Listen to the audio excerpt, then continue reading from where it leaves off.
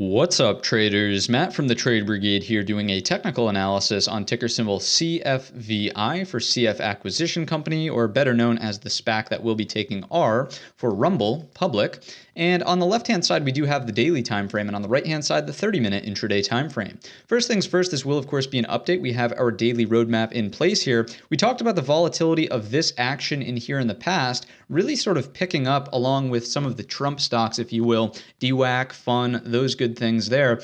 So what we're looking at is, again, just continued volatility. Notice the large upper wick and the large lower wick here, indicating that the sellers really stepped up, but the buyers also responded as well. So direction isn't abundantly clear from a bar by bar perspective, but overall, yeah, we are certainly starting to build a little bit of an uptrend, right? We are getting higher lows, higher lows, higher lows, and higher highs, higher highs, higher highs. So from the daily, yeah, it does look good for potential continuation of this trend. I would be careful though of the volatility and not get, overly aggressive to the long side at the top end, noting that it could do something like this before that next upside target is ultimately reached. So that next target would be here at 1450 roughly, coming from that prior set of highs. On the 30-minute time frame, what else can we learn about today's activity here, and potentially how can we use that going forward? Off the open, a little bit of a drive lower, again, response by the buyers, and then a pullback into the afternoon, quickly taking out the Fibonacci's to measure all of these moves from here to here. What you'll notice is that this pullback and consolidation mostly held above your 38.2, which is a bullish thing.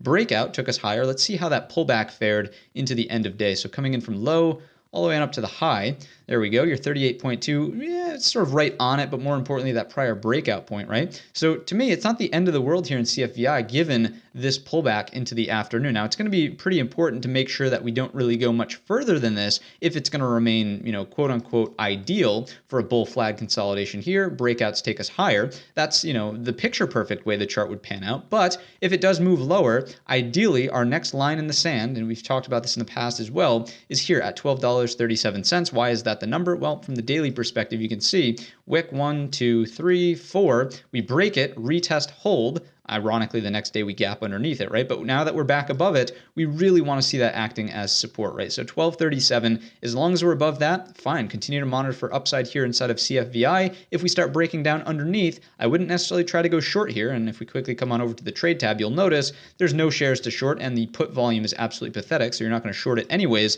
But I would just start being a little more skeptical of longs if we fall back down underneath 1237, probably being patient for some other setup to form over the course of time. So that's what I've got for you here inside of CFVI. Patience, but bullish setups are certainly valid as long as we're above $12.37. That's going to wrap up the video. If you enjoyed it today or learned anything new, let me know in the comments section or by giving the video a thumbs up. Don't forget our main channel is linked in the description. And all of that being said, I wish you a green trading week.